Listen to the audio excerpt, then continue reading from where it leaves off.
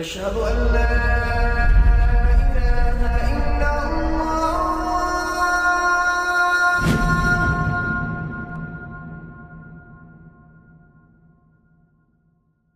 Raindrops media পরিবেশিত audio lecture series সিরাহ। এই সিরিজে আলোচিত হবে পৃথিবীর বুকে শ্রেষ্ঠতম মানুষ রাসূলুল্লাহ মুহাম্মদ সাল্লাল্লাহু আলাইহি ওয়াসাল্লামের জীবন কথা। ইন্নাল হামদালিল্লাহ ওয়াসসালাতু ওয়াসসালামু আলা রাসূলিল্লাহ ওয়া আলা আলিহি ওয়া আসহাবিহি ওয়া সাল্লামা তাসলিমান কাসীরান মাজিদান ইলা ইয়াউমিদ্দিন, আম্মা বা'দ। সিরাহ সিরিজে আজকে আমাদের আলোচনা বিষয়বস্তু বদর এবং উহুদের মধ্যবর্তী কিছু ঘটনা। ইসলামের ইতিহাসে বদর, উহুদ, খন্দক, হুদাইবিয়া সন্ধি, মক্কা বিজয় এগুলো হচ্ছে এক একটি মাইল ফলক। তবে মদিনার 10 বছর সময়ের পুরোটা জুড়েই ছিল যুদ্ধ আর যুদ্ধ। আমরা আগেই বলেছি, সিরাতের যুদ্ধগুলোকে দুই ভাগে ভাগ করা যায়, গাজওয়া এবং সারিয়া। সাধারণভাবে গাজওয়া হলো সেসব যুদ্ধ বা অভিযান যেগুলোতে রাসূলুল্লাহ সাল্লাল্লাহু আলাইহি ওয়াসাল্লাম সরাসরি অংশ নিয়েছেন, আর সারিয়া হলো সেসব অভিযান যেগুলোতে রাসূলুল্লাহ সাল্লাল্লাহু আলাইহি ওয়াসাল্লাম অংশ নেননি। তবে উদ্দেশ্যের বিচারে এই গাজওয়া এবং সারিয়াগুলোকে অনেক ভাগে ভাগ করা যায়। কিছু অভিযানের উদ্দেশ্য ছিল সামরিক শক্তির প্রদর্শনীর মাধ্যমে শত্রুদের অন্তরে ভয় সৃষ্টি করা। কিছু অভিযানের উদ্দেশ্য ছিল আচমকা আক্রমণের মাধ্যমে কোনো পূর্ব পরিকল্পিত আক্রমণকে ভণ্ডুল করে শত্রুদের ছত্রভঙ্গ করে দেওয়া। কোনো কোনো অভিযানের উদ্দেশ্য ছিল শত্রুদের নিষ্ক্রিয় করে রাখা। উহুদ, খন্দক এগুলো ছিল মূলত প্রতিরোধ এবং প্রতিরক্ষা যুদ্ধ। অন্যদিকে মক্কা বিজয় ছিল মক্কাকে মুশরিকদের হাত থেকে মুক্ত করার জন্য জিহাদ। সময় ও পরিস্থিতি অনুসারে এক একটি অভিযান ও যুদ্ধের এক এক রকম উদ্দেশ্য ছিল। বদরের যুদ্ধ সংঘটিত হয়েছিল হিজরি 2য় বর্ষে আর উহুদ 3য় বর্ষে। এই এক বছরের মধ্যে কি কি যুদ্ধ হয়েছিল আজকে আমরা সেটা নিয়ে আলোচনা করব ইনশাআল্লাহ। আজকের পর্ব আমরা 3টি ভাগে ভাগ করব। প্রথম ভাগে থাকছে বনু কায়নুকার বিরুদ্ধে যুদ্ধ। যুদ্ধের পরিসর ও প্রভাব বিচারে বনু কায়নুকার যুদ্ধ বেশ গুরুত্বপূর্ণ একটি যুদ্ধ ছিল। এটি ছিল এই সময়ের মধ্যে সংঘটিত একমাত্র বড় একটি অভিযান। এরপরে আলোচনা করব কয়েকটি সারিয়া বা সামরিক অভিযান নিয়ে। এগুলো ছোটখাটো অভিযান ছিল, যাদের বিরুদ্ধে এই অভিযানগুলো পরিচালনা করা হয়েছিল তারা খুব শক্তিশালী কোনো রাজনৈতিক শক্তি ছিল না। তবে আরবের বুকে ইসলামের একটি রাজনৈতিক শক্তি হিসেবে উত্থানে এই ছোট ছোট সারিয়াগুলো সামগ্রিক বিচারে খুবই গুরুত্বপূর্ণ ভূমিকা পালন করেছিল।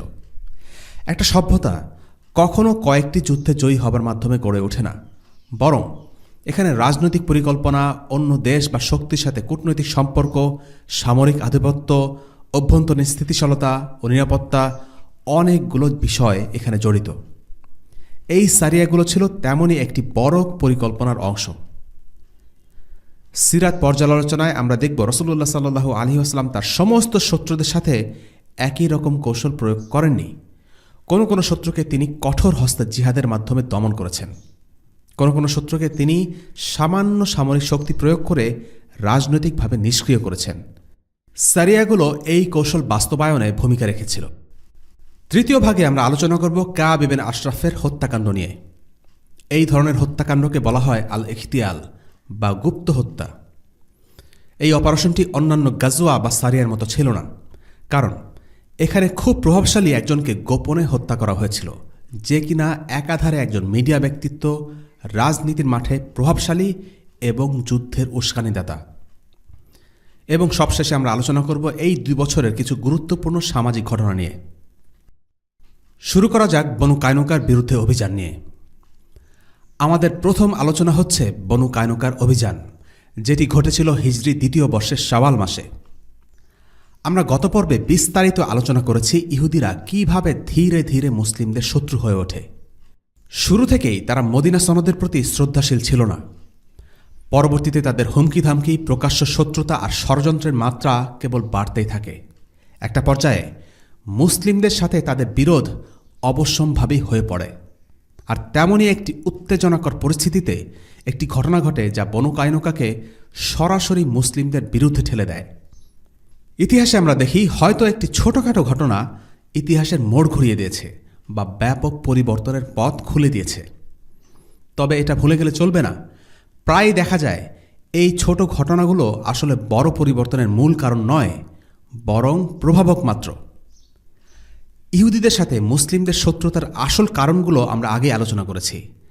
এখন যে ঘটনাটা আলোচনা করব সেটি এই শত্রুতাকে সরাসরি একটি সামরিক সংঘাতের রূপ দিয়েছে। ঘটনাটি ঘটেছিল বদর যুদ্ধের পর। একদিন এক মুসলিম মহিলা বাজারে গেলেন।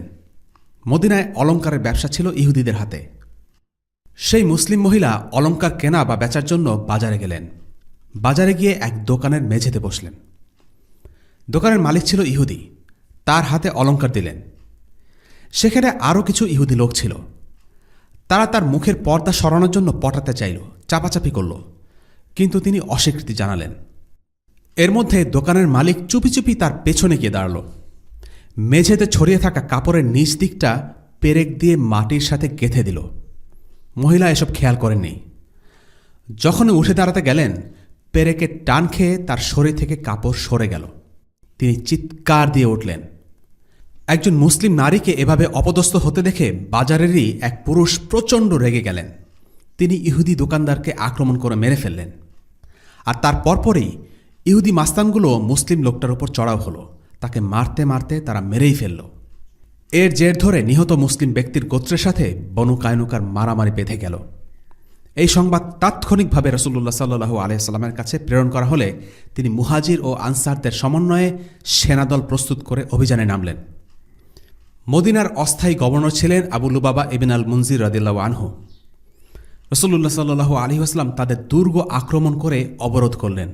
তাদের জানিয়ে দিলেন তাদের এই কাজের জন্য তাদের সাথে চুক্তি বাতিল হয়ে গেছে। 15 দিনের জন্য তাদের দুর্গ অবরোধ করে রাখা হলো। আর এই ইহুদিরা, যারা কিনা 2 দিন আগেও নিজেদের যুদ্ধ ক্ষমতা নিয়ে আস্ফালন করে বলেছিল, আমাদের সাথে যুদ্ধ করতে আসলেই টের পাবে সত্যিকারের যোদ্ধা কাকে বলে, সেই একই বনু কায়নুকাকে যখন অবরোধ করা হলো, তখন তারা দুর্গের মধ্যে ভয়ে কেঁপে অস্থির। উপায় না দেখে তারা আত্মসমর্পণ করতেও রাজি হয়ে গেল, কোনো প্রতিরোধ গড়ল না। রাসূলুল্লাহ সাল্লাল্লাহু আলাইহি ওয়াসাল্লাম আল মুনজির ইবন আল কুদামাকে আদেশ দিলেন বনু কায়নুকার ইহুদিদের বেঁধে রাখতে। বনু কায়নুকার মিত্র ও বন্ধু মুনাফিকদের নেতা আবদুল্লাহ ইবন উবাই এই দৃশ্য দেখে খুব কষ্ট পাচ্ছিল। ইহুদিদের করুণ পরাজয়ের দৃশ্য তাকে খুব পীড়া দিচ্ছিল। সে রাসূলুল্লাহ সাল্লাল্লাহু আলাইহি ওয়াসাল্লামের সাহাবী আল মুনজিরকে আদেশে স্বরে বলল, মুনজির, ছেড়ে দাও ওদের। মুনজির বললেন, কি ছেড়ে দেব মানে? আল্লাহ রসুল আদেশ করেছেন এদের বেঁধে রাখতে, আর তুমি বলছো এদের ছেড়ে দিতে? যে এদের বাঁধন খুলে দেবে আমি তাকে হত্যা করব। আল মুনজিরের কড়া জবাব পেয়ে আবদুল্লাহ ইবন উবাই বুঝতে পারল এই মদিনা আর তার মদিনা নয়। এই মদিনা এখন আল্লাহ রসুলের মদিনা। এখানে ইবন উবাইয়ের কথা চলে না। আল মুনজিরকে সে আর ঘাটাল না। বাধ্য হয়ে রাসূলুল্লাহ সাল্লাল্লাহু আলাইহি ওয়াসাল্লামের কাছে গেল। ইহুদিদেরকে ছেড়ে দেওয়ার জন্য অনুনয় বিনয় করতে লাগলো। বলল, আমার মিত্রদের প্রতি একটি সদয় হন ইয়া রাসূলুল্লাহ। রাসূলুল্লাহ সাল্লাল্লাহু আলাইহি ওয়াসাল্লাম কোনো সাড়া দিলেন না। ইবন উবাই দ্বিতীয়বার একই কথা বলল, আমার মিত্রদের প্রতি সদয় হন, আপনার দোহাই লাগে। রাসূলুল্লাহ সাল্লাল্লাহু আলাইহি ওয়াসাল্লাম পেছনে ফিরলেন, কিন্তু এবারও কোনো সাড়া দিলেন না। ইবন উবাই মরিয়া হয়ে উঠল। সে রাসূলুল্লাহ সাল্লাল্লাহু আলাইহি ওয়াসাল্লামের পকেটে আর বর্মের ভেতরে হাত ঢুকিয়ে দিল, যেন রাসূলুল্লাহ সাল্লাল্লাহু আলাইহি ওয়াসাল্লাম তাকে উপেক্ষা করতে না পারেন। রাসূলুল্লাহ সাল্লাল্লাহু আলাইহি ওয়াসাল্লাম খুবই বিরক্ত হলেন, বললেন, ছাড়ো আমাকে।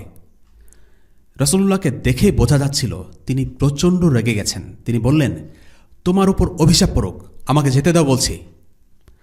ইবন উবাই তার হাতের মুষ্টি আরও শক্ত করে বলল, যতক্ষণ পর্যন্ত আপনি আমার মিত্রদের প্রতি সদয় হবেন না, ততক্ষণ আমি আপনাকে ছাড়ব না। তাদের মাঝে 700 জন যোদ্ধা আমাকে শত্রুদের হাত থেকে রক্ষা করেছিল। সাদা কালো সবার বিরুদ্ধে আমার জন্য যুদ্ধ করেছিল, আর আপনি তাদের সবাইকে এক সকালে মেরে সাফ করে দিতে চান? আমি তো আমার নিরাপত্তা নিয়ে শঙ্কিত বোধ করছি। রাসূলুল্লাহ সাল্লাল্লাহু আলাইহি ওয়াসাল্লাম বললেন, ঠিক আছে, তবে তারা তোমারই থাকবে। আবদুল্লাহ ইবন উবাইয়ের চাপাচাপিতে রাসূলুল্লাহ সাল্লাল্লাহু আলাইহি ওয়াসাল্লাম তাদেরকে ছেড়ে দিলেন, হত্যা করলেন না, তবে মদিনা থেকে বের করার আদেশ দিলেন। বনু কায়নুকার লোকজন এই যাত্রায় বেঁচে গেল। মদিনা থেকে বের হয়ে শামের দিকে অর্থাৎ সিরিয়ার দিকে যাত্রা করল। যাত্রার তদারকিতে ছিলেন উবাদা ইবন সামিত রাদিয়াল্লাহু আনহু। মদিনা থেকে বেরোবার আগে তাদের কাছ থেকে যুদ্ধের গনিমত হিসেবে টাকা নেওয়া হয়। এই টাকা মুসলিমদের মাঝে বন্টন করে দেয়া হয়। এখন বনু কায়নুকার অভিযান থেকে আমরা কি কি শিক্ষা পাই? প্রথমত, বিচক্ষণতা। রাসূলুল্লাহ সাল্লাল্লাহু আলাইহি ওয়াসাল্লাম মুনাফিকদের নেতা আব্দুল্লাহ ইবন উবাইয়ের সাথে খুব বিচক্ষণ আচরণ করেছিলেন। ইবন উবাই একটা সময়ে প্রকাশ্যে ইসলামের শত্রুতা করত, কিন্তু বদর যুদ্ধের পর সে আর তার লোকেরা ভোল পাল্টে ফেলে। তারা বাহ্যত নিজেদের মুসলিম বলে দাবি করতে থাকে। এই কারণে রাসূলুল্লাহ সাল্লাল্লাহু আলাইহি ওয়াসাল্লাম ইবন উবাইয়ের সাথে সরাসরি শত্রুতা এড়িয়ে গেছেন, বরং ধৈর্যের সাথে তাকে সামাল দিয়েছেন। এর পেছনে দুটো কারণ ছিল। প্রথমত, নম্রতা দেখানোর কারণে একটা সম্ভাবনা ছিল যে ইবন উবাই হয়তো একসময় সত্যিকারের মুসলিম হবে, আর তার দেখাদেখি তার অনুসারীরাও সত্যিকারের মুসলিম হবে। ফলে মদিনার ঐক্য ফিরে আসবে। যদিও সেটা হয়নি, ইবন উবাই মুনাফিক হিসেবেই মারা গেছে। দ্বিতীয়ত, আনসারদের অনেকে তখন সবেমাত্র মুসলিম হয়েছেন। যেহেতু তাদের ইসলাম গ্রহণের বয়স বেশি নয়, তাই হতে পারে তাদের জাহেলিয়াতি চিন্তাভাবনা থেকে তারা পুরোপুরি মুক্ত হতে পারেননি। এই নওমুসলিমদের অনেকেই আব্দুল্লাহ ইবন উবাইকে সম্মান করত, পছন্দ করত, কেননা এতদিন যাবৎ সেই ছিল তাদের নেতা। তারা বুঝতে পারত না যে এই লোকটি আসলে একটা মুনাফিক। তারা তাকে সৎ এবং আন্তরিক মনে করত। এই নওমুসলিমদের মানসিকতার কথা মাথায় রেখে নবীজি সাল্লাল্লাহু আলাইহি ওয়াসাল্লাম আব্দুল্লাহ ইবন উবাইয়ের সাথে সংঘাত এড়িয়ে গেছেন। তবে সংঘাত এড়িয়ে সবচেয়ে বড় লাভ এটাই হয়েছে যে তার মুনাফিকই ধীরে ধীরে আপনা আপনি প্রকাশ হয়ে গেছে। পরবর্তীতে বেশিরভাগ লোকই তার আসল উদ্দেশ্য ধরতে পেরে তাকে এড়িয়ে চলতে শুরু করে। সে যখন কথা বলার জন্য উঠে দাঁড়াতো, সবাই তাকে থামিয়ে দিত, বসিয়ে দিত। এমনকি তার ছেলে আব্দুল্লাহও একসময় বুঝতে পারেন তার বাবা একজন মুনাফিক এবং তিনি তার বাবাকে হত্যাও করতে চেয়েছিলেন। এইসব ঘটনা পরবর্তীতে আসবে ইনশাআল্লাহ।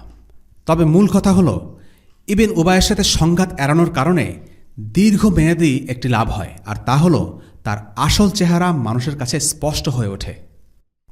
বর্তমান সময়েও আমাদের এই শিক্ষাটি অনুসরণ করা দরকার। মুসলিমদের মাঝে অনেক নেতা, অনেক আলিম আছেন যারা প্রকৃতপক্ষে ইসলামের চাদর পরে আছে। নিজেদের স্বার্থ লাভের জন্য, ভোট ব্যাংকের জন্য, নিজেদের ক্ষমতা জিইয়ে রাখার জন্য তারা ইসলামের নামে চটকদার স্লোগান দেয়, দাবি করে তারা ইসলামকে ভালোবাসে, ইসলামের জন্য তারা ত্যাগ তিতিক্ষা করে। সাধারণ মানুষরা তাদের আসল উদ্দেশ্য বুঝতে পারে না, তাই তাদের অনুসরণ করে, ভালোবাসে।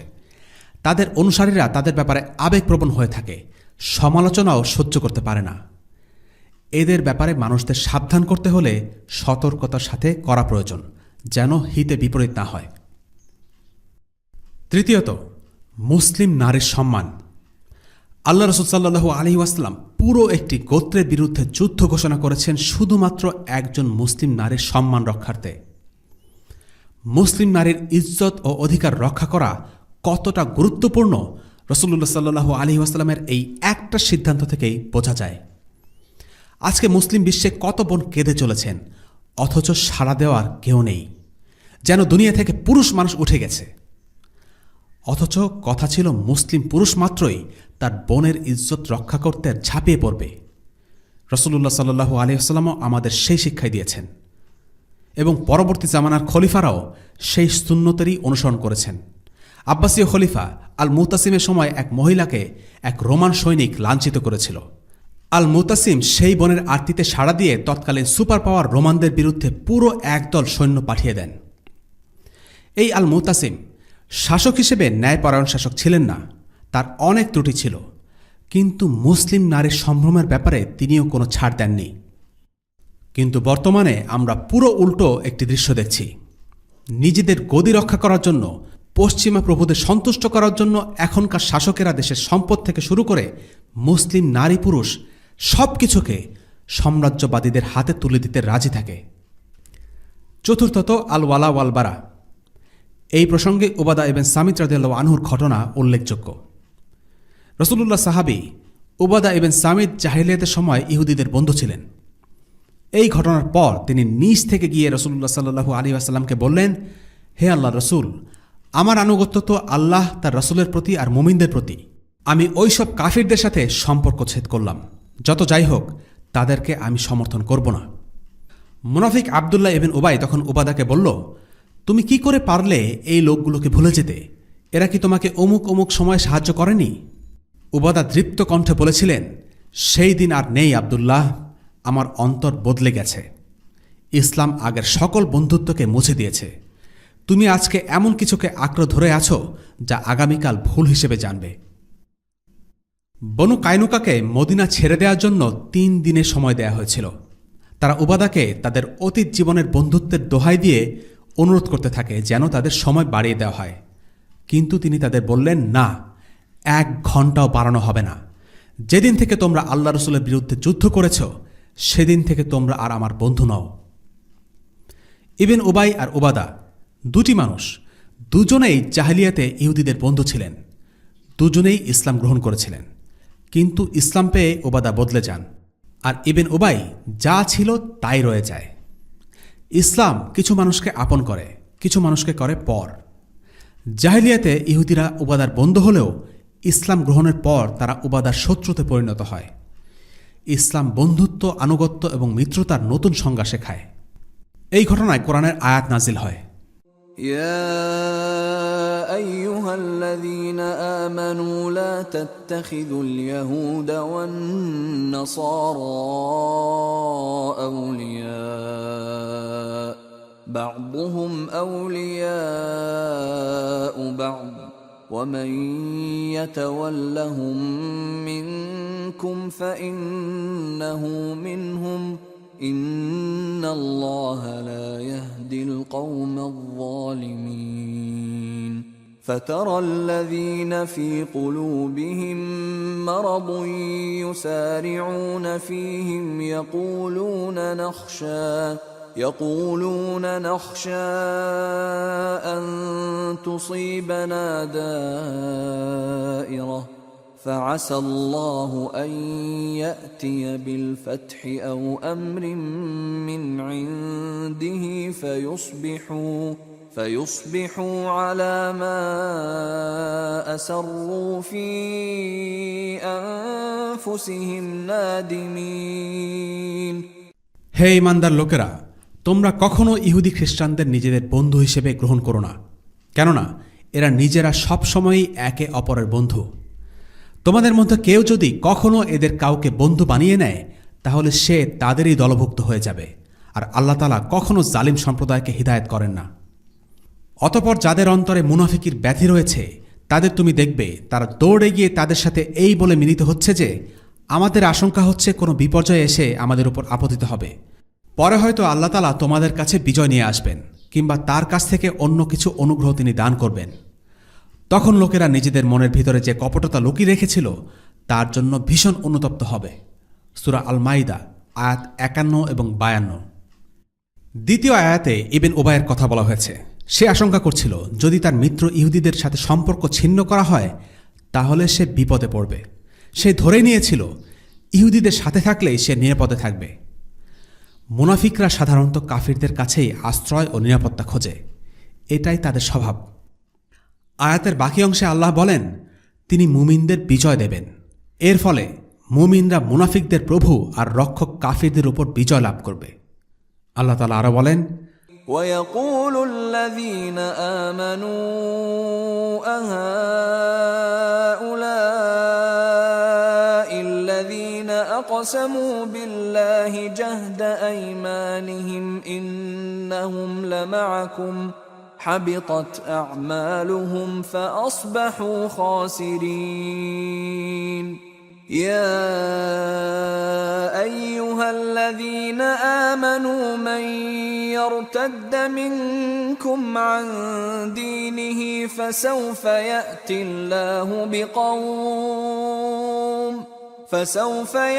الله بقوم يحبهم ويحبونه أذلة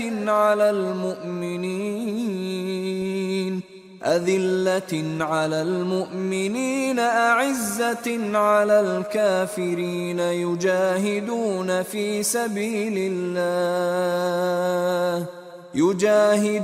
في سبيل الله ولا يخافون لومة لائم ذلك فضل الله يؤتيه من يشاء والله واسع عليم। তখন ঈমানদার লোকেরা বলবে, এরাই কি ছিল সেসব মানুষ যারা আল্লাহ তাআলার নামে বড় বড় শপথ করত যে তারা অবশ্যই তোমাদের সঙ্গে আছে? এই আচরণের ফলে তাদের কার্যকলাপ বিনষ্ট হয়ে গেল, অতঃপর তারা ভীষণভাবে ক্ষতিগ্রস্ত হয়েছে। হে ঈমানদারগণ, তোমাদের মধ্য হতে কেউ তার দিন হতে ফিরে গেলে অচিরেই আল্লাহ এমন এক সম্প্রদায়কে নিয়ে আসবেন যাদেরকে তিনি ভালোবাসেন, আর তারাও তাকে ভালোবাসবে। তারা মুমিনদের প্রতি কোমল আর কাফিরদের প্রতি কঠোর হবে। তারা আল্লাহর পথে জিহাদ করবে। কোনো নিন্দুকের নিন্দাকে তারা ভয় করবে না। এটা আল্লাহর অনুগ্রহ, যাকে ইচ্ছা তিনি দান করেন, এবং আল্লাহ প্রাচুর্যের অধিকারী, সর্বজ্ঞ। সূরা আল মাইদা আয়াত 53 এবং 54। এই ঘটনার মাধ্যমে মদিনার ইতিহাস থেকে বনু কায়নুকার অধ্যায় সমাপ্ত হল। তারা তাদের অস্ত্রশস্ত্র আর সম্পদ রেখে যেতে বাধ্য হল। মুসলিমরা সেগুলো গনিমত হিসেবে লাভ করল। বাকি দুই গোত্র বনু নাজির আর বনু কুরাইজার তুলনায় বনু কায়নুকা ছিল তুলনামূলকভাবে শক্তিশালী। তাদের এই লজ্জাজনক পরিণতি দেখে বাকি দুই গোত্র ভয় পেয়ে গেল এবং কিছুটা চুপসে গেল। কিছুদিনের জন্য তারা মুসলিমদের বিরোধিতা করা থেকে বিরত থাকল, তবে সেটা কিছুদিনের জন্য। তারাও একসময় আবার মাথা চাড়া দিয়ে ওঠে। এবার আমরা আলোচনা করব বদর এবং উহুদের মধ্যবর্তী কিছু সামরিক অভিযান নিয়ে। মদিনায় ইসলামী রাষ্ট্র প্রতিষ্ঠিত হবার শুরু থেকেই নিরবিচ্ছিন্নভাবে মুসলিমরা জিহাদ করে আসছে। পুরো 10 বছরের মাদানী যুগে ছোট বড় মিলিয়ে 70টিরও বেশি সামরিক অভিযানের ইতিহাস সংরক্ষিত আছে। অর্থাৎ গড়ে প্রতি 2 মাসে অন্তত একটি করে অভিযান সংঘটিত হতো। আমাদের মনে রাখতে হবে, মদিনার ইসলামী রাষ্ট্র এখনকার সময়ের মতো কোনো অলস জাতীয়তাবাদ ভঙ্গুর রাষ্ট্র ছিল না, যে শুধু নিজের সীমানার ভেতরে মাথা ঘামাবে। এখনকার সময়ে মুসলিম দেশগুলো নিজেদের স্বাধীন হিসেবে দাবি করলেও কার্যত তারা সাম্রাজ্যবাদী পশ্চিমা শক্তির দ্বারা নিয়ন্ত্রিত হয়। অভ্যন্তরীণ রাজনীতি, অর্থনৈতিক পলিসি, শিক্ষা ব্যবস্থা, সমরনীতি সবই আন্তর্জাতিক বা আঞ্চলিক কুফরি শক্তির হাতে জিম্মি। অন্যদিকে মদিনার রাষ্ট্র ছিল একটি আদর্শিক রাষ্ট্র, যার আদর্শ ছিল ইসলাম। এই রাষ্ট্রের মিশন ছিল মুসলিমদের প্রতিরক্ষা নিশ্চিত করা, আল্লাহ তাআলার সার্বভৌমত্ব নিশ্চিত করা, সমাজে ইসলামী বিশ্বাস ও মূল্যবোধকে লালন করা এবং ইসলামকে পৃথিবীর সমস্ত স্থানে ছড়িয়ে দেওয়া। এই রাষ্ট্রের একটি দীর্ঘমেয়াদী ভিশন ছিল, আর তাই শুরু থেকেই এই রাষ্ট্রকে সার্বক্ষণিক সামরিক তৎপরতায় ব্যস্ত থাকতে হয়েছে। এই রাষ্ট্র সত্যিকার অর্থেই মুসলিমদের একটি স্বাধীন রাষ্ট্র ছিল। এই রাষ্ট্রের প্রধান ছিলেন আল্লাহ রাসূল সাল্লাল্লাহু আলাইহি ওয়াসাল্লাম, এবং তারপরে তার স্থলাভিষিক্ত হয়েছিলেন একে একে 4 জন খলিফা, আবু বকর, ওমর, ওসমান এবং আলী রাদিয়াল্লাহু আনহুম। তারা আল্লাহ ছাড়া কাউকে ভয় করতেন না। তারা কোনো পরাশক্তির তোয়াক্কা করতেন না। বহিঃশক্তির চাপ বা হুমকির সামনে তারা কখনো মাথা নত করেননি। আল্লাহকে ভয় করে তারা আল্লাহর শরিয়া দিয়ে মুসলিম ও অমুসলিমদের শাসন করেছেন, আর তাই তাদের রাষ্ট্র ব্যবস্থাকে বলা হয় খিলাফায়ে রাশিদা, অর্থাৎ নবুয়তের পদ্ধতিতে এই 4 জন খলিফা শাসন করেছেন।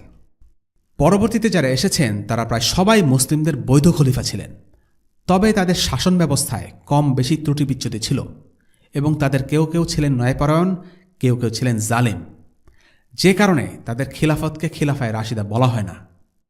যাই হোক, আলোচনায় ফেরা যাক।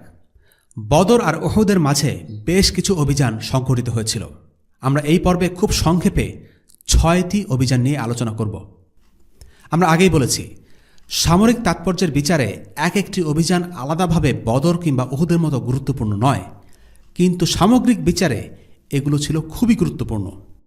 এই অভিযানগুলোর আলোচনা থেকে আমরা কখনো কখনো কিছু তথ্য জানব, কখনো কিছু সাহাবীদের ঘটনা জানব, কিছু মূলনীতি আর শিক্ষা আহরণ করব এবং অনুপ্রেরণা লাভ করব। প্রথম অভিযান গাজওয়া আল কদর বা কুদরের অভিযান। বদর যুদ্ধের মাত্র 7 দিন পরেই এই অভিযান সংঘটিত হয়। এ থেকে বোঝা যায় আল্লাহ রাসূল সাল্লাল্লাহু আলাইহি ওয়াসাল্লাম কতটা তৎপর ছিলেন মদিনা নিরাপত্তার ব্যাপারে। রাসূলুল্লাহ সাল্লাল্লাহু আলাইহি ওয়াসাল্লামের গোয়েন্দা বিভাগ জানতে পারে যে বনু সালিম গোত্র মুসলিমদের ওপর আক্রমণের ষড়যন্ত্র করছে। তাই রাসূলুল্লাহ সাল্লাল্লাহু আলাইহি ওয়াসাল্লাম আকস্মিকভাবে 200 জন মুজাহিদ নিয়ে তাদেরকে আগে ভাগে আক্রমণ করে বসেন। এখনকার পরিভাষায় এই ধরনের হামলাকে বলা হয় প্রি এমটিভ স্ট্রাইক। শত্রুপক্ষ হামলা চালানোর আগেই তাদেরকে হামলা করে বসা। বনু সালিমের এলাকাটি ছিল বর্তমানের বাহরাইনে। এই অভিযানে তেমন কোনো হতাহতের ঘটনা ঘটেনি। বনু সালিম গোত্র 500 উট রেখে পালিয়ে যায়। উটগুলো মুসলিমদের মাঝে গনিমত হিসাবে ভাগ করে দেয়া হয়। প্রত্যেকের ভাগে 2টো করে উট পড়ে। এই অভিযান চলাকালীন সময়ে মদিনার অস্থায়ী প্রশাসক ছিলেন সিবা ইবেন উরফুতা অথবা ইবেন উম্মে মাখতুম রাদিয়াল্লাহু আনহু। দ্বিতীয় অভিযান গাজওয়া আস-সাওয়িক। বদরের যুদ্ধে পরাজিত হবার লজ্জা মোচন করার জন্য কুরাইশরা সিদ্ধান্ত নেয় মুসলিমদের বিরুদ্ধে কিছু একটা করতেই হবে। এই কারণে কুরাইশ নেতা আবু সুফিয়ান মদিনার ইহুদি গোত্র বনু নাজিরের দ্বারস্থ হয়। বনু নাজির গোত্রের প্রধান সাল্লাম ইবেন মিশকামের বাসাতেই মেহমান হিসেবে ওঠে। মদিনার উপকণ্ঠে কিভাবে আক্রমণ করতে হবে সে বিষয়ে বিস্তর আলাপ আলোচনা হয়। ইহুদিদের কাছ থেকে কুরাইশরা অনেক মূল্যবান তথ্য লাভ করে। আবু সুফিয়ান ঠিক করল আকস্মিক আক্রমণ করে মুসলিমদেরকে ভরকে দেবে। মদিনায় সর্বাত্মক হামলা চালানোর কোনো উদ্দেশ্য তার ছিল না, কারণ তখন তার সামর্থ্যই ছিল না। সে চাচ্ছিল মুসলিমদের ওপর হামলা চালিয়ে যতটুকু পারা যায় ক্ষতিসাধন করা। এই উদ্দেশ্যে সে 200 সৈন্য নিয়ে মদিনার উপকণ্ঠে উরাইদ নামের এক স্থানে অতর্কিতে আক্রমণ করে এবং 2 জন মুসলিমকে হত্যা করে। এরপর একটা খেজুর বাগানে আগুন লাগিয়ে পালিয়ে যায়। এই খবর পাওয়া মাত্র কুরাইশদের উপযুক্ত জবাব দেওয়ার জন্য তাৎক্ষণিকভাবে রাসূলুল্লাহ সাল্লাল্লাহু আলাইহি ওয়াসাল্লাম 200 সৈন্য নিয়ে তাদেরকে তাড়া করার উদ্দেশ্যে বের হন। কিন্তু আবু সুফিয়ান তার সৈন্য সমেত পালিয়ে যায়। দ্রুত পালাবার জন্য তারা তাদের খাবার ফেলে রেখে চলে যায়। এই খাবারের নাম হচ্ছে সাওয়িক। এই খাবার ছিল এক প্রকারের গম বা বার্লি। মুসলিমরা তাদের ফেলে রাখা খাবারগুলো রেখে দেয়। এই কারণে এই অভিযানের নাম হচ্ছে গাজওয়া আস-সাওয়িক। 5 দিন ধরে মুসলিমরা তাদের তাড়া করে এবং আক্রান্ত এলাকার নিরাপত্তা নিশ্চিত করার জন্য টহল দিতে থাকে, অর্থাৎ সমস্ত জায়গা প্রদক্ষিণ করে বেড়ায়। এই অভিযানে কুরাইশদের সাথে মুসলিমদের মুখোমুখি কোনো যুদ্ধ হয়নি। তৃতীয় অভিযান গাজওয়া জি আমর। এই অভিযানটিও ছিল প্রিএমটিভ স্ট্রাইক, অর্থাৎ শত্রুপক্ষের হামলার জন্য বসে না থেকে আগেভাগে তাদের উপর হামলা চালানো। রাসূলুল্লাহ সাল্লাল্লাহু আলাইহি ওয়াসাল্লামের গোয়েন্দা বিভাগ তথ্য লাভ করেন যে সালাবা এবং মুহারিব এই 2টি গোত্র মদিনা আক্রমণের পরিকল্পনা করছে। তিনি 450 মুজাহিদের সমন্বয়ে গঠিত বাহিনী নিয়ে গোত্র দুটোর দিকে অগ্রসর হন। পথে হুবান নামের শত্রুপক্ষের এক লোককে গ্রেফতার করা হলো। তাকে ইসলামের দাওয়াত দেয়া হলে সে মুসলিম হয়ে যায়। ওদিকে রাসূলুল্লাহ সাল্লাল্লাহু আলাইহি ওয়াসাল্লামের সেনাবাহিনী আসছে খবর পেয়ে গোত্র দুটো আশেপাশের পাহাড়ি এলাকায় ছড়িয়ে ছিটিয়ে পালিয়ে যায়। এরপরও রাসূলুল্লাহ সাল্লাল্লাহু আলাইহি ওয়াসাল্লাম সেখানে 1 মাস অবস্থান করেন। এই অভিযানে একটি মজার ঘটনা ঘটে, একটি মুজিজা। যখন মুসলিমরা সেখানে পৌঁছল তখন বৃষ্টি হচ্ছিল। রাসূলুল্লাহ সাল্লাল্লাহু আলাইহি ওয়াসাল্লামের কাপড় ভিজে চুপসে একাকার। তিনি বর্ম খুলে গায়ের কাপড় একটা গাছের সাথে ঝুলিয়ে কাপড় শুকানোর অপেক্ষায় গাছের নিচেই শুয়ে পড়লেন। কখন যেন চোখ লেগে গেল। এমন সময় শত্রুপক্ষের মুহারিব গোত্রপ্রধান দাসর ইবনে আল হারিস চুপি চুপি সেখানে এলো, হাতে খোলা তরবারি। রাসূলুল্লাহর উপর দাঁড়িয়ে তাকে ঘুম থেকে জাগিয়ে তুলে জিজ্ঞেস করল, এই যে মুহাম্মদ, কে তোমাকে এখন আমার হাত থেকে বাঁচাবে? রাসূলুল্লাহ সাল্লাল্লাহু আলাইহি ওয়াসাল্লাম এই হঠাৎ আক্রমণে একটু ভড়কে না গিয়ে আত্মবিশ্বাসের সাথে জবাব দিলেন, আল্লাহ আমায় রক্ষা করবেন। আর এই কথা বলার সাথে সাথে দাসুরের হাত থেকে তরবারি পড়ে যায়। সাথে সাথে রাসূলুল্লাহ সাল্লাল্লাহু আলাইহি ওয়াসাল্লাম তরবারিটি কুড়িয়ে নিয়ে দাসুরের সামনে দাঁড়ালেন। দাসুর, তোমাকে এখন আমার হাত থেকে কে রক্ষা করবে বলো তো? মুহূর্তের মাঝে দৃশ্যপট বদলে গেল। দাসুর ভরকে যায়। দাসুর বুঝতে পারে তার সামনে যিনি দাঁড়িয়ে আছেন তিনি হলেন আল্লাহর পক্ষ থেকে একজন প্রেরিত রাসূল। সে রাসূলুল্লাহ সাল্লাল্লাহু আলাইহি ওয়াসাল্লামের কাছে প্রাণ ভিক্ষা চাইতে থাকে। আল্লাহ রাসূলও তাকে মাফ করে দিলেন। দাসুর এরপর মুসলিম হয়ে যায় এবং অঙ্গীকার করে কখনো সে মুসলিমদের সাথে যুদ্ধ করবে না। মুসলিম হয়ে গিয়ে সে তার গোত্রের কাছে ফিরে গেল। তার গোত্রের লোকেরা তার মাঝে কিছু একটা পরিবর্তন দেখতে পেল। তাদের কাছে মনে হলো এই দাসুর আর আগের দাসুর নয়। তারা তাকে জিজ্ঞেস করল, এই তোমার হয়েছেটা কি বলতো? সে তার কাহিনী গোত্রকে শোনাল। বলল, জানো কি হয়েছে? এক লম্বা লোক আমার সামনে এসে দাঁড়ালো আর আমার বুকে ধাক্কা দিল। আমি নিশ্চিত ওই লোকটা ছিল একটা ফেরেশতা। তাই আমি সাক্ষ্য দিলাম যে মুহাম্মদ হচ্ছেন আল্লাহ রসুল। আল্লাহর কসম, আমি আর কোনোদিন তাদের সাথে যুদ্ধ করব না।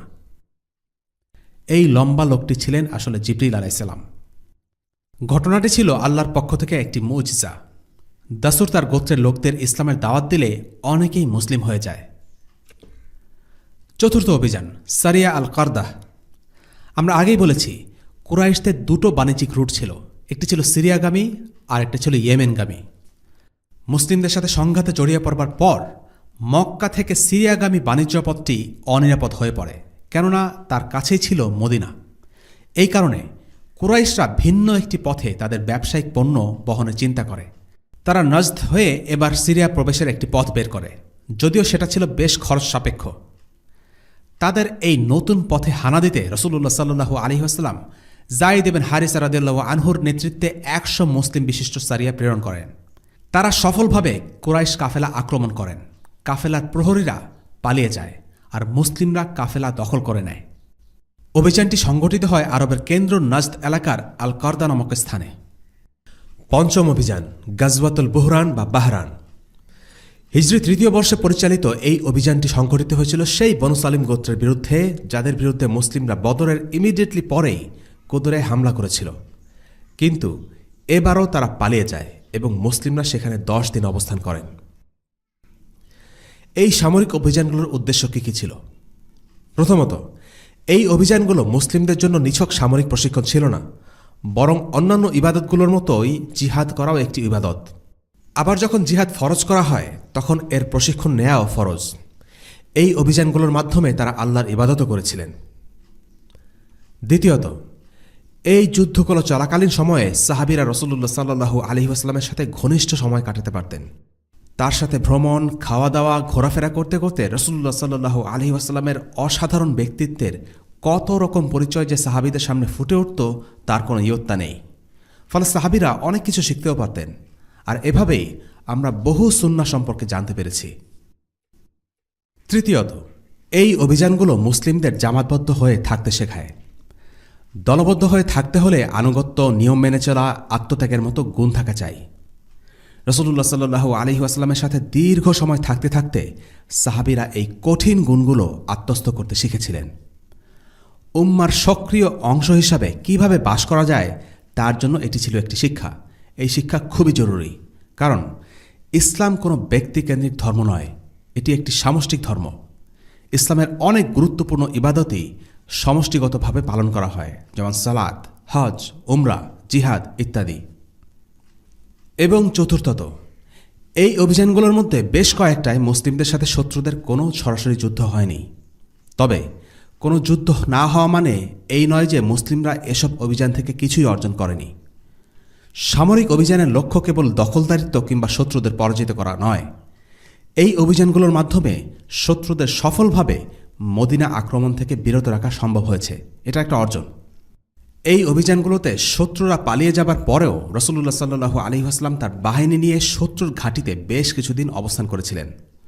এই অবস্থানকে আধুনিক যুগের সামরিক মহড়ার সাথে তুলনা করা যেতে পারে। এর মাধ্যমে প্রতিবেশী গোত্রগুলোকে মুসলিম সামরিক শক্তি ও রাজনৈতিক প্রভাব সম্পর্কে ধারণা দিয়ে সতর্ক করাই ছিল উদ্দেশ্য। আজকের পর্বের তৃতীয় অংশে আমাদের আলোচনার বিষয়বস্তু হচ্ছে কাব ইবনে আশরাফের হত্যাকাণ্ড। বর্তমানকালে আমরা যুদ্ধ বলতে কেবল গুলি, বোমা আর মিসাইলের যুদ্ধ বুঝে থাকি, কিন্তু যুদ্ধের পরিসর কখনোই এতটা সংকীর্ণ ছিল না। যুদ্ধ মানে কেবল অস্ত্রের যুদ্ধ নয়, বরং মিডিয়ার যুদ্ধও এক প্রকার যুদ্ধ। অস্ত্রের যুদ্ধ দিয়ে একজন মানুষের শরীর আর ভূমির উপর নিয়ন্ত্রণ করা যায়, কিন্তু মিডিয়ার যুদ্ধ এর চাইতেও বেশি ক্ষতি করতে পারে। মিডিয়ার যুদ্ধের মাধ্যমে একজন মানুষের মন ও মননকে দখল করা সম্ভব। একজন মানুষের বিশ্বাসের প্রতি সন্দেহ ঢুকে দেয়া, তার মানসিকতাকে দুর্বল করে দেয়া, তাকে মনস্তাত্ত্বিকভাবে পরাজিত করে দেয়া, ময়দানে নামার আগেই তার মনে ভয় ধরিয়ে দেয়া, এর সবই সম্ভব একটি সফল মিডিয়া ক্যাম্পেইনের মাধ্যমে। কাজেই মন, মনন আর ময়দান এই সব কিছু নিয়েই যুদ্ধ। মদিনায় কিছু লোক ছিল যারা মুসলিমদের বিরুদ্ধে মিডিয়া যুদ্ধে লিপ্ত ছিল। এরা রাসূলুল্লাহ সাল্লাল্লাহু আলাইহি ওয়াসাল্লামের বিরুদ্ধে আজে বাজে কথা বলত এবং মুসলিমদের বিরুদ্ধে লোকদের খেপিয়ে তুলত। এই লোকগুলো কিছু ক্ষেত্রে ইসলামের সরাসরি শত্রু থেকেও ভয়ঙ্কর। এদেরকে রাসূলুল্লাহ ছেড়ে দেননি। শাইখুল ইসলাম ইবনে তাইমিয়া তার বিখ্যাত গ্রন্থ আস-সারিম আল-মাসলুল আলা শাতিমি রাসূল কিতাবে এই প্রসঙ্গে বলেন, মুহারাবা অর্থাৎ ইসলামের বিরুদ্ধে যুদ্ধ দুই প্রকার হতে পারে। অস্ত্রের যুদ্ধ এবং কথার যুদ্ধ। কথা দিয়ে ইসলামের বিরুদ্ধে যুদ্ধ হতে পারে অস্ত্রের যুদ্ধ থেকেও ভয়ঙ্কর। আমরা দেখেছি যারা মুখের কথা দিয়ে ইসলামের বিরুদ্ধে যুদ্ধ করেছে রাসূলুল্লাহ সাল্লাল্লাহু আলাইহি ওয়াসাল্লাম তাদেরকে হত্যা করেছেন, কিন্তু যারা কেবল অস্ত্র দিয়ে ইসলামের বিরুদ্ধে যুদ্ধে লড়েছে তাদের কাউকে কাউকে তিনি ক্ষমা করে দিয়েছেন। রাসূলুল্লাহর মৃত্যুর পর এই আইনটিকে কঠোরভাবে বাস্তবায়ন করতে হবে। কথা ও কাজ দুইভাবেই ফিতনা বা অশান্তি ছড়াতে পারে, কিন্তু কথার ফিতনা কাজের ফিতনা থেকেও বহুগুণ বেশি ভয়ঙ্কর। আবার অন্যদিকে কথার মাধ্যমে যে কল্যাণ অর্জিত হয় তা কাজের মাধ্যমে অর্জিত কল্যাণ থেকে অনেক গুণ বেশি। এটা প্রমাণিত যে আল্লাহ ও তার রসুল সাল্লাল্লাহু আলাইহি ওয়াসাল্লামের বিরুদ্ধে কথা দিয়ে যুদ্ধ করা অধিকতর নিকৃষ্ট অপরাধ। দিনকে ধ্বংস করে দেওয়ার জন্য যত প্রচেষ্টা আছে সেগুলোর মধ্যে এটি সবচেয়ে বেশি কার্যকরী। মদিনায় এরকম বেশ কিছু লোককে শায়েস্তা করা হয় যারা আল্লাহর দিন ও রাসূলুল্লাহ সাল্লাল্লাহু আলাইহি ওয়াসাল্লাম সম্পর্কে আজে বাজে বক্ত, যেমন আসমা বিনতে মারওয়ান, আবু ইফক আল ইয়াহুদি। এরা ছিল তেমনই কিছু মিডিয়া অ্যাক্টিভিস্ট। এরা হাতে অস্ত্র তুলে নেয়নি, এরা ইসলামের বিরুদ্ধে মুখের জবান দিয়ে যুদ্ধ করেছে। এদেরকে হত্যা করা হয়। তবে আসমা বিনতে মারওয়ান আর আবু ইফকের কাহিনী সিরাত ও ইতিহাস গ্রন্থে বর্ণনা করা হলেও হাদিসের মানবিচারে এই দুটো ঘটনা সহিহ হিসাবে প্রমাণিত নয়। তবে যার ঘটনা সহিহ সূত্রে বর্ণিত এবং সবচেয়ে বিখ্যাত ঘটনা সে হচ্ছে কাব ইবনে আশরাফ। কাব ইবনে আশরাফকে বলা যেতে পারে কাফের মিডিয়ার একজন মুখপাত্র। মুসলিমদের বিরুদ্ধে কথার কারণে যাদেরকে হত্যা করা হয়েছে তাদের মধ্যে সবচেয়ে আলোচিত হচ্ছে কাব ইবনে আল আশরাফের গুপ্ত হত্যা। কাব ছিল জাতিগতভাবে আরব। তার বাবা এক লোককে খুন করে তার গোত্র ছেড়ে পালিয়ে মদিনায় আশ্রয় নেয়। মদিনায় বনু নাজিরের এক ইহুদি মহিলাকে বিয়ে করে এবং তার গর্ভে কাবের জন্ম। জাতিগতভাবে আরব হলেও ধর্মবিশ্বাসে কাব ছিল ইহুদি। সে ছিল বেশ ধনী, একাধারে সে ভালো কবি আর বাকপটু।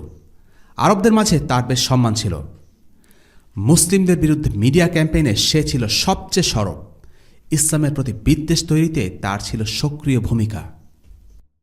বদর যুদ্ধে মুসলিমদের জয়ে শোকাহত কবি কাব ইবনে আশরাফ অস্ত্র হিসেবে বেছে নিল কবিতার ভাষা।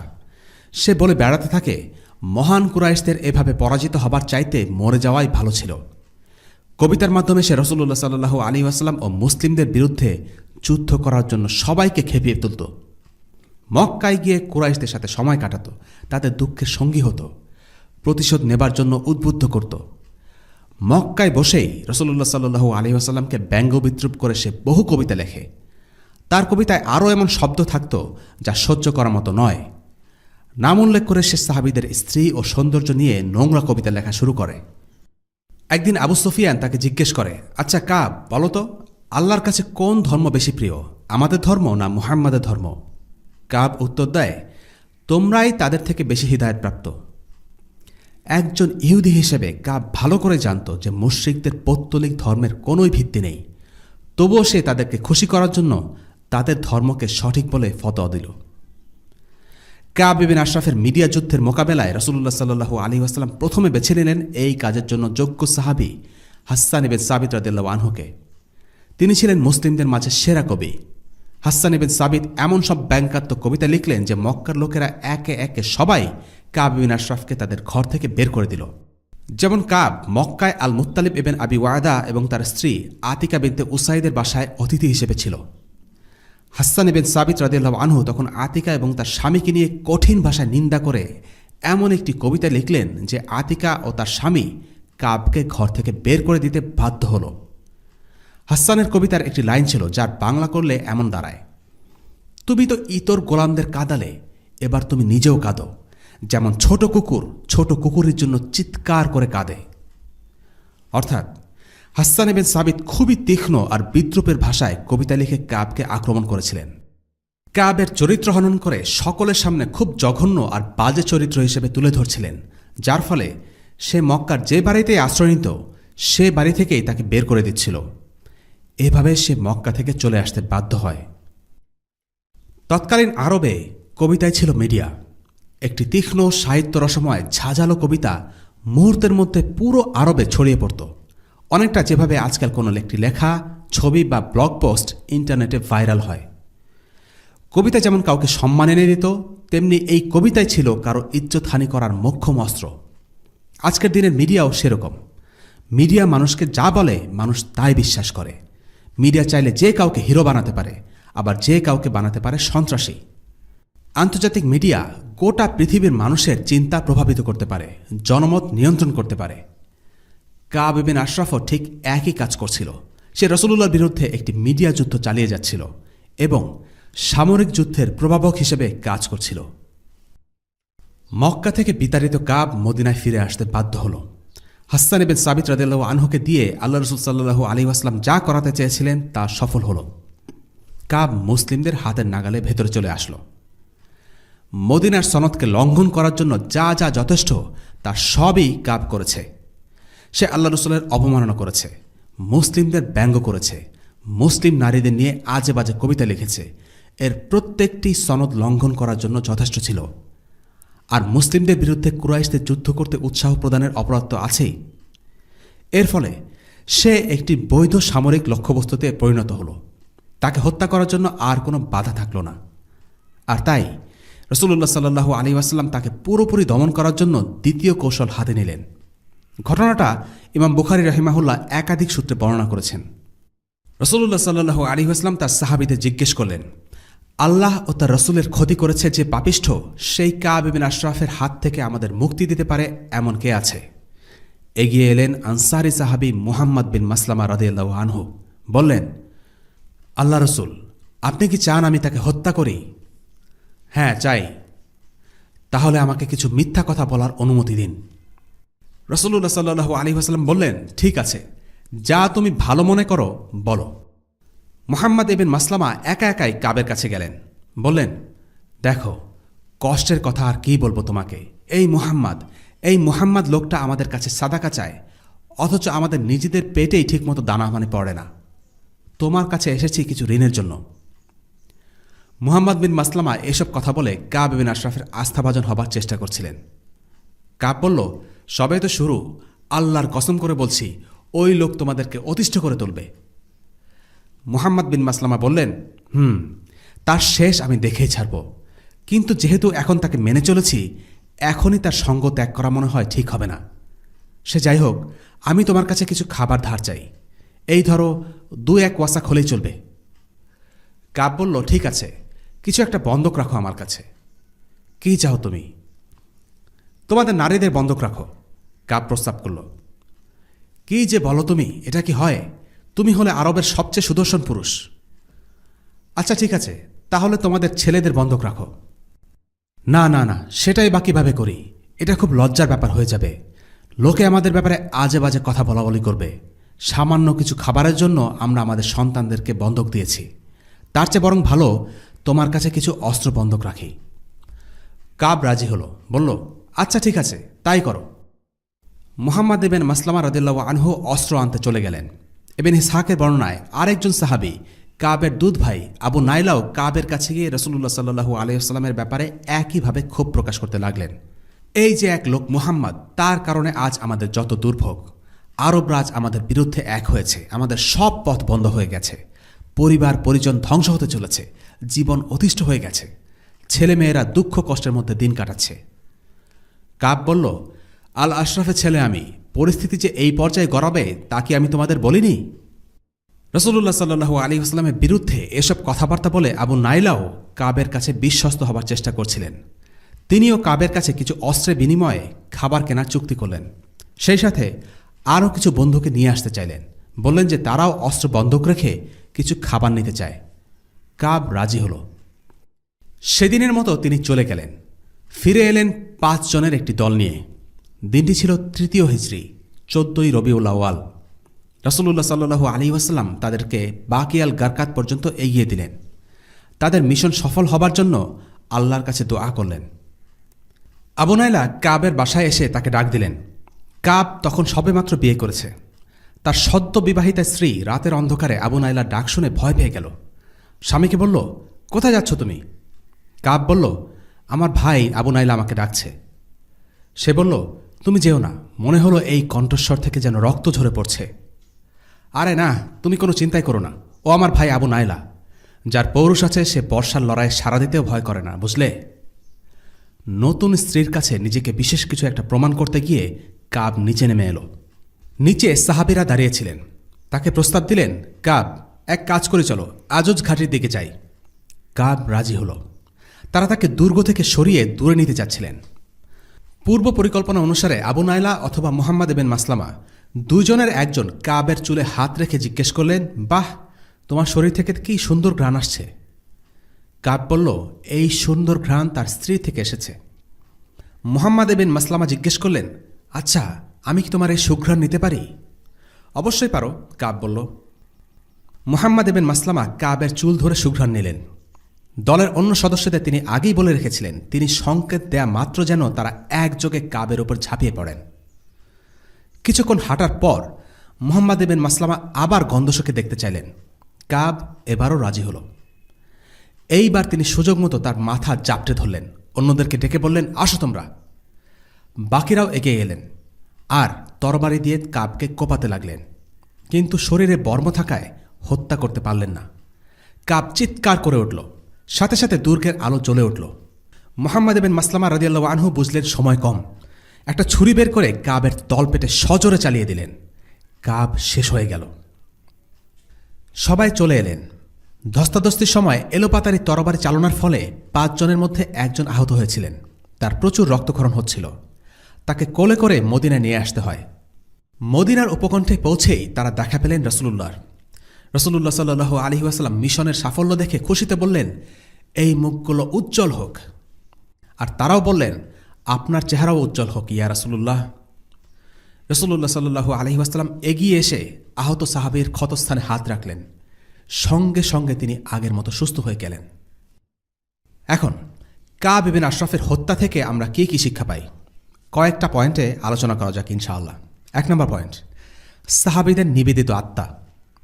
রাসূলুল্লাহ সাল্লাল্লাহু আলাইহি ওয়াসাল্লামের যে কোনো আদেশ সাহাবীরা খুব গুরুত্বের সাথে গ্রহণ করতেন। কাব ইবনে আশরাফকে হত্যার দায়িত্ব নেয়ার পর মুহাম্মদ ইবনে মাসলামা দুশ্চিন্তায় 3 দিন কিছু খেতেই পারেননি। এই খবর রাসূলুল্লাহ সাল্লাল্লাহু আলাইহি ওয়াসাল্লামের কাছে পৌঁছলে তিনি বললেন, মুহাম্মদ ইবনে মাসলামা, কি হয়েছে তোমার? তিনি জবাব দিলেন, হে আল্লাহ রাসূল, আমি তো আপনাকে কথা দিয়েছি, কিন্তু জানি না সে কথা আমি রাখতে পারবো কিনা। মুহাম্মদ ইবনে মাসলামা খুবই উদ্বিগ্ন ছিলেন। ভয় পাচ্ছিলেন এমনটা নয়, বরং রাসূলুল্লাহ সাল্লাল্লাহু আলাইহি ওয়াসাল্লামের দেয়া মিশন সফলতার সাথে সম্পন্ন করতে পারবেন কিনা তা নিয়ে চিন্তিত ছিলেন। চিন্তায় উদ্বেগে 3 দিনের জন্য খাওয়া দাওয়া বন্ধই হয়ে যায়। এটাই বলে দেয় সাহাবীরা তাদের কাজের ব্যাপারে কতটা নিবেদিত ছিলেন। তারা রাসূলুল্লাহ সাল্লাল্লাহু আলাইহি ওয়াসাল্লামের কোনো আদেশকে হালকাভাবে নিতেন না। যদি কথা দিতেন তবে সেটা করেই ছাড়তেন। রাসূলুল্লাহ সাল্লাল্লাহু আলাইহি ওয়াসাল্লাম তাকে শান্ত ও নির্ভর করতে বললেন, তুমি তোমার সাধ্যের মধ্যে সর্বোচ্চটা করো, ফলাফল আল্লাহর হাতে। অর্থাৎ তিনি বলছেন, তুমি সাধ্যের সবটুকু ঢেলে দাও, তাহলেই আল্লাহ আজ্জা ওয়া জাল তোমার আমলকে কবুল করবেন। তোমার কাজের পরিণতির জন্য তুমি দায়ী থাকবে না। দায়ী থাকবে কেবল সাধ্যের সবটুকু দিয়ে চেষ্টা করেছ কিনা সেই ব্যাপারে। এর ফলাফল যা হবার সেটাই হবে। কাজেই ভালো কাজে আমাদের সর্বাত্মক চেষ্টা করতে হবে। যাই করি না কেন, ছোট হোক বা বড় হোক, যেন তেনভাবে না করে সুন্দর ও সুচারুরূপে করা যায়। এবং একই সাথে দরকার নিজেদের করা প্রতিজ্ঞা পূর্ণ করার ব্যাপারে সচেষ্ট হওয়া। কথা না রাখা মুনাফিকদের লক্ষণ। 2 নম্বর পয়েন্ট, ঘটনার প্রতিক্রিয়া। আবু দাউদের একটি বর্ণনা অনুসারে এই ঘটনার পর ইহুদি এবং মুশরিকরা খুব ভয় পেয়ে যায়। তারা পরদিন সকালে এসে রাসূলুল্লাহর কাছে এসে বলে, গতকাল রাতে আমাদের নেতাকে হত্যা করা হয়েছে। তখন রাসূলুল্লাহ সাল্লাল্লাহু আলাইহি ওয়াসাল্লাম তাদেরকে কাবকে কেন হত্যা করা হয়েছে সে কথা উল্লেখ করেন। এরপর তাদের সাথে কৃতচুক্তি নবায়ন করেন বা তাদেরকে একটি অঙ্গীকারনামা লিখে নিয়ে আসতে বলেন, যেখানে তারা এই ধরনের কাজ দ্বিতীয়বার না করার ব্যাপারে প্রতিশ্রুতিবদ্ধ হয়। 3 নম্বর পয়েন্ট, হত্যার কারণ। কাবকে কোন পন্থায় এবং কেন হত্যা করা হয়েছিল সেই ব্যাপারে বিস্তারিত আলোচনা করা হয়েছে শাইখ ইবনে তাইমিয়া রাহিমাহুল্লাহর বিখ্যাত আস-সারিম আল মাসলুল আলা শাতিমির রাসূল কিতাবে। সেখানে আল ওয়াকিদের একটি বর্ণনা এসেছে। সেখানে বলা হয়েছে, পরদিন সকালে ইহুদিরা মুশরিকদের সাথে নিয়ে রাসূলুল্লাহ সাল্লাল্লাহু আলাইহি ওয়াসাল্লামের কাছে এসে বলল, আমাদের নেতাকে গত রাতে গুপ্ত হত্যা করা হয়েছে, অথচ আমরা জানি সে কোনো অপরাধ করেনি। তখন রাসূলুল্লাহ সাল্লাল্লাহু আলাইহি ওয়াসাল্লাম তাদেরকে বললেন, যদি সে অন্যদের মতো চুপ থাকত তাহলে তাকে হত্যা করা হতো না, কিন্তু সে আমাদের কষ্ট দিয়েছে, তার কবিতার মাধ্যমে আমাদের ব্যঙ্গ করেছে। তোমাদের মধ্যে কেউ যদি একই রকম কাজ করে তাহলে তরবারি দিয়েই আমরা তার সাথে বোঝাপড়া করব। অর্থাৎ ইহুদি ও মুশরিকদের অভিযোগ ছিল কেন রাতের আধারে হামলা চালিয়ে অতর্কিতে কাবকে হত্যা করা হয়েছে। তারা এই হত্যাকাণ্ডকে চুক্তিবিরোধী এবং বিচার বহির্ভূত হিসাবে সাব্যস্ত করতে চাইছিল। রাসূলুল্লাহ সাল্লাল্লাহু আলাইহি ওয়াসাল্লাম তখন তাদেরকে বললেন, কাবের মতো অনেকেই আছে যাদের অন্তরে ইসলাম বিদ্বেষ আছে, কিন্তু কেবল কাবকে হত্যা করা হয়েছে কারণ সে কথার মাধ্যমে মুসলিমদের কষ্ট দিয়েছে এবং ব্যঙ্গাত্মক কবিতা লিখেছে। কেন কাব ইবনে আশরাফকে হত্যা করা হয়েছে সেই আলোচনায় শাইখুল ইসলাম ইবনে তাইমিয়া রাহিমাহুল্লাহ মন্তব্য করেন, কাবকে হত্যা করা হয়েছে তার কবিতার জন্য, যা সে মক্কায় যাওয়ার আগেই লিখেছিল। কাব যা অপকর্ম করেছে সেগুলো করেছে জবান দিয়ে। কাফিরদের মৃত্যুতে তার রচিত শোকগাথা, মুসলিমদের সাথে যুদ্ধে কুরাইশদের উৎসাহ দেওয়া, তার অভিশাপবাণী, মানহানিকর কথাবার্তা, দ্বীন ইসলামকে ছোট করা এবং কাফিরদের দ্বীনকে প্রাধান্য দেওয়া, এই সব কিছুই সে করেছে জবান দ্বারা। সে মুসলিমদের সাথে শারীরিকভাবে যুদ্ধ করেনি, বরং সে মুসলিমদের ক্ষতি করেছে তার জবান দিয়ে। এটা তাদের জন্য প্রমাণ যারা কাবকে কেন হত্যা করা হয়েছে এই বিষয়ে তর্ক করে। আর এটা পরিষ্কারভাবে প্রমাণিত যে যে কেউ আল্লাহ ও তার রসুলকে কবিতা এবং সম্মানহানির মাধ্যমে কষ্ট দেবে, তার জানমালের কোনো নিরাপত্তা থাকে না। 4 নম্বর পয়েন্ট, সামরিক অপারেশনে ধোঁকা দেওয়ার বৈধতা। মুহাম্মদ ইবনে মাসলামার কাছে মনে হয়েছিল মিথ্যার আশ্রয় নিয়ে শত্রুর আস্থাভাজন হতে পারলে এই অপারেশনটি সফলভাবে করা যাবে, তাই তিনি মিথ্যা বলার অনুমতি চেয়েছিলেন এবং রাসূলুল্লাহ সেটার অনুমতি দিয়েছিলেন। এই থেকে বোঝা যায় মুহাম্মদ ইবনে মাসলামা যদি এই মিশন সফল করার জন্য কুফরি করার অনুমতি পান, তাহলে একজন মুসলিম এই ধরনের কাজ সম্পন্ন করার জন্য নিদেন পক্ষে কুফরি থেকে ছোট কাজ করার অনুমতি রাখে। উদাহরণস্বরূপ, যদি শত্রু বাহিনীর মধ্যে একজন মুসলিমকে গোয়েন্দাগিরি করতে হয়, সেক্ষেত্রে আলিমরা বলেছেন যে সে দাঁড়িয়ে নামাজ পড়তে না পারলে বসে পড়বে এবং বসে পড়তে না পারলে আঙ্গুলের ইশারায় নামাজ পড়বে। যদি সেটাও সম্ভব না হয়, তাহলে চোখের ইশারায় নামাজ পড়বে। মুহাম্মদ ইবনে মাসলামা নবীজি সাল্লাল্লাহু আলাইহি ওয়াসাল্লাম সম্পর্কে কটূক্তি করেছিলেন। সাধারণ অবস্থায় এটা ভয়াবহ কুফরি, কিন্তু বিশেষ প্রয়োজনে সেটা অনুমোদিত ছিল। অর্থাৎ সামরিক অভিযানের ক্ষেত্রে সাধারণ নিয়মের ব্যতিক্রম আছে। 5 নম্বর পয়েন্ট, ইহুদিদের সাথে শত্রুতা জাতিগত কারণে নয়। ধর্মবিশ্বাসের কাব ইহুদি হলেও জাতিগতভাবে ছিল সে আরব। এটি প্রমাণ করে ইহুদিদের প্রতি মুসলিমদের যে নেতিবাচক দৃষ্টিভঙ্গি তা জাতিগত কারণে নয়। হিটলারের আদর্শ ছিল জাতীয়তা কেন্দ্রিক। সে ভাবত ইহুদি জাতি থেকে জার্মান জাতি উত্তম। আমরা সেটা মনে করি না। জাতি পরিচয় নিয়ে আমাদের কোনো মাথাব্যথা নেই, আমাদের আপত্তি মন মানসিকতা নিয়ে। ইহুদিরা তাদের হীন মনোমানসিকতার জন্যই মুহাম্মদ সাল্লাল্লাহু আলাইহি ওয়াসাল্লাম এবং মুসলিমদের নামে কটূক্তি করে, মুসলমানদের বিরুদ্ধে ষড়যন্ত্রে লিপ্ত হয় এবং ধোঁকা দেয়। তাদের পরিচয় নয়, বরং তাদের কাজই তাদেরকে মুসলিমদের প্রতিপক্ষ হিসেবে দাঁড় করায়। 6 নম্বর পয়েন্ট, সব যুদ্ধ ময়দানে হয় না। অনেক সময় গুপ্ত হত্যার মাধ্যমে আল্লাহর দুশমনদের অনেক বেশি ক্ষতি করা সম্ভব। কাব ইবনে আল আশরাফের ক্ষেত্রে তাই হয়েছে, তাকে গুপ্ত হত্যা করা হয়েছে। অনেকে মনে করেন ইসলাম বিদ্বেষীদের মিডিয়া প্রোপাগান্ডার জবাব কেবল মিডিয়া দিয়েই দিতে হবে, কিন্তু আমরা দেখেছি আল্লাহ রসুল সাল্লাল্লাহু আলাইহি ওয়াসাল্লাম হাসসান ইবনে সাবিতকে দিয়ে যেমন কাব ইবনে আশরাফকে মিডিয়ার ময়দানে মোকাবেলা করেছেন, তেমনি তিনি মুহাম্মদ ইবনে মাসলামাকে পাঠিয়েছেন তাকে হত্যা করার জন্য। আল্লাহ রসুলকে গালি দেওয়া কুফরি, আর এই কাজের শাস্তি হল মৃত্যুদণ্ড। আমাদের আজকের পর্ব শেষ করব আমরা দুটো বিয়ের ঘটনা দিয়ে। প্রথমটি হচ্ছে আল্লাহ রসুল সাল্লাল্লাহু আলাইহি ওয়াসাল্লামের সাথে ওমর রাদিয়াল্লাহু আনহুর মেয়ে হাফসা রাদিয়াল্লাহু আনহার বিয়ে। রাসূলুল্লাহ সাল্লাল্লাহু আলাইহি ওয়াসাল্লাম তার ঘনিষ্ঠ সাহাবীদের সাথে ঘনিষ্ঠতা বৃদ্ধি করার জন্য তাদের সাথে আত্মীয়তার সম্পর্ক তৈরি করেন। হাফসার প্রথম স্বামী মারা যাওয়ার পর ওমর রাদিয়াল্লাহু আনহু গেলেন ওসমান রাদিয়াল্লাহু আনহুর কাছে, নিজেই মেয়ের প্রস্তাব নিয়ে গেলেন। ওসমান তার প্রস্তাব ফিরিয়ে দিলেন, বললেন তিনি এখন বিয়ের কথা ভাবছেন না। ওমর রাদিয়াল্লাহু আনহু কিছুটা মনক্ষুণ্ণ হলেন। এরপর তিনি গেলেন আবু বকর রাদিয়াল্লাহু আনহুর কাছে। আবু বকর তার প্রস্তাবের জবাবে হ্যাঁ না কিছুই বললেন না। ওমর আরও রেগে গেলেন। এর কিছুদিন পর আল্লাহ রসুল সাল্লাল্লাহু আলাইহি ওয়াসাল্লাম নিজেই প্রস্তাব পাঠিয়ে হাফসাকে বিয়ে করে নেন। হাফসা এভাবে হয়ে গেলেন উম্মাহাতুল মুমিনিনদের একজন। তখন আবু বকর এসে ওমরকে বললেন, তুমি নিশ্চয়ই আমার উপর রাগ করেছিলে, কারণ আমি তোমাকে হ্যাঁ না কিছুই বলিনি, তাই না? ওমর বললেন, হ্যাঁ তাই। আবু বকর তখন বিষয়টা ব্যাখ্যা করলেন, বললেন, আমি আল্লাহ রসুলের মুখে হাফসার কথা শুনেছি।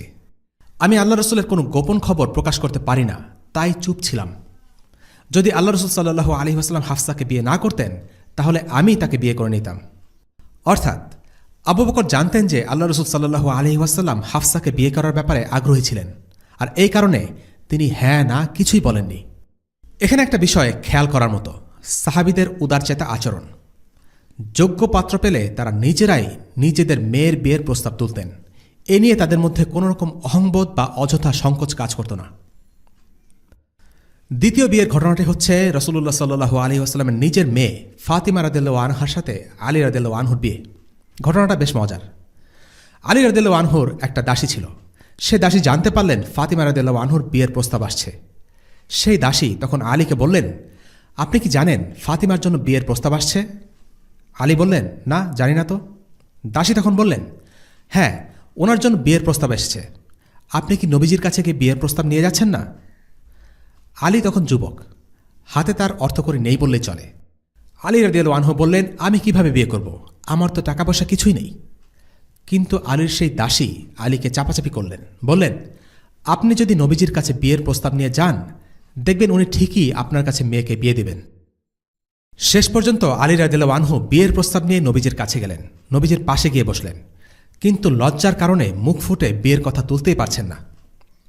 নবীজি সাল্লাল্লাহু আলাইহি ওয়াসাল্লাম আলীকে দেখেই বুঝতে পারলেন আলী বোধহয় কিছু একটা বলতে এসেছেন। তিনি জিজ্ঞেস করলেন, কী খবর আলী, কিছু বলবে নাকি? কিন্তু আলী এবারও চুপ করে থাকলেন, কিছুই বললেন না। নবীজি তখন নিজ থেকেই বললেন, তুমি সম্ভবত ফাতিমাকে বিয়ে করার প্রস্তাব নিয়ে এসেছ, তাই না? আলী বললেন, জি। নবীজি তখন বললেন, আচ্ছা, মোহরানা আদায় করার মতো কিছু আছে তোমার? আলী রাদিয়াল্লাহু আনহু বললেন, না আল্লাহ রসুল, সেরকম তো কিছু নেই। রাসূলুল্লাহ সাল্লাল্লাহু আলাইহি ওয়াসাল্লাম বললেন, তোমার একটা বর্ম আছে না, ওতেই চলবে। আলী সেই বর্ম দিয়েই মোহরানা আদায় করলেন। বিয়ে হয়ে গেল আলীর সাথে আল্লাহ রসুল সাল্লাল্লাহু আলাইহি ওয়াসাল্লামের মেয়ে ফাতিমার। মদিনার নেতার মেয়ের বিয়ে হল সামান্য একটি বর্মের মোহরানা দিয়ে। রাসূলুল্লাহ সাল্লাল্লাহু আলাইহি ওয়াসাল্লাম তার মেয়েকে বিয়ে উপলক্ষে গিফট দিলেন কিছু ভেলভেট, রান্নার কিছু সামগ্রী আর ইস্কির ঘাস দিয়ে ভর্তি একটা চামড়ার সুগন্ধি বালিশ। ব্যাস এতটুকুই। রাসূলুল্লাহ নিজে যেমন অনাড়ম্বর জীবনযাপন করতেন, তেমনি নিজ পরিবারকেও সাদামাটা জীবনযাপনে উৎসাহ দিতেন। আলী আর ফাতিমার সংসার ছিল সাদাসিধে সংসার, বিলাসিতা তাদের জীবনে কখনোই ছিল না। আমরা একটি ঘটনা জানি যেখানে ফাতিমা রাদিয়াল্লাহু আনহু নবীজি সাল্লাল্লাহু আলাইহি ওয়াসাল্লামকে বলেছিলেন ঘরের কাজকর্মের জন্য তার খুব কষ্ট হচ্ছে, তার হাত শুষ্ক হয়ে গেছে, শরীরে দাগ পড়ে গেছে। তিনি নবীজির কাছে একটা দাস বা সেবক চাচ্ছিলেন যে তাকে ঘরের কাজে সাহায্য করবে। আল্লাহ রসুল সাল্লাল্লাহু আলাইহি ওয়াসাল্লাম তাকে বলেছিলেন, আস-সুফফার অধিবাসীরা না খেয়ে আছে, আমি তোমাদেরকে কিভাবে একটা দাস দেই? আমি এই দাসদেরকে বিক্রি করে দেব, সেই টাকা দিয়ে আস-সুফফার অধিবাসীদের পেছনে খরচ করব।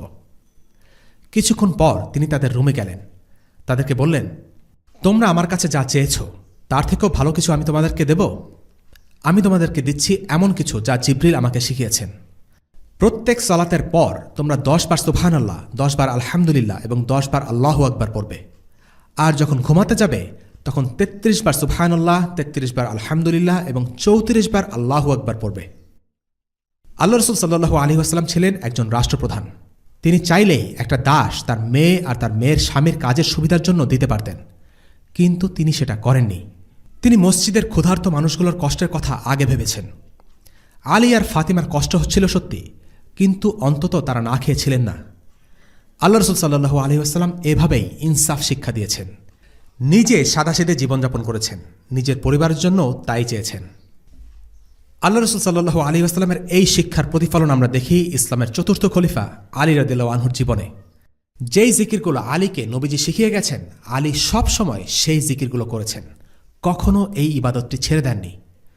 বহু বছর পর সিফফিনের যুদ্ধের সেই রাতে যখন প্রচণ্ড চাপ আর উত্তেজনার একটি সময় পার করছিল সবাই, তখনও তিনি এই জিকিরের ইবাদত ছেড়ে দেননি।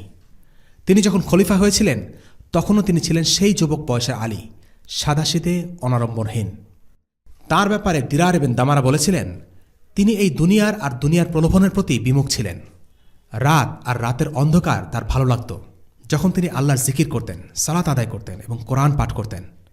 আল্লাহর কসম, আল্লাহর ভয়ে তিনি কতই না কাঁপতেন। তার অন্তর্দৃষ্টি ছিল, তিনি গভীরভাবে ভাবতেন। তিনি খাটো কাপড় পরতেন আর তার খাবার ছিল একেবারে সাধারণ। আমাদের আজকের পর্ব এখানে শেষ করছি। পরবর্তী পর্বে আমরা ইনশাআল্লাহ উহুদের যুদ্ধ নিয়ে আলোচনা শুরু করব। ওয়াসাল্লাল্লাহু আলা সাইয়্যিদিনা মুহাম্মদ ওয়া আলা আলিহি ওয়া আসহাবিহি ওয়াসাল্লাম। আলহামদুলিল্লাহি রাব্বিল আলামিন। আসসালামু আলাইকুম ওয়া রাহমাতুল্লাহি ওয়া বারাকাতুহু। রেইনড্রপস মিডিয়ার অন্যান্য প্রজেক্ট সম্পর্কে জানতে ভিজিট করুন www.raindropsmedia.org অথবা ফেসবুক পেজ www.facebook.com/raindropsmedia অথবা ইউটিউব চ্যানেল www.youtube.com/raindropsmediaorg2015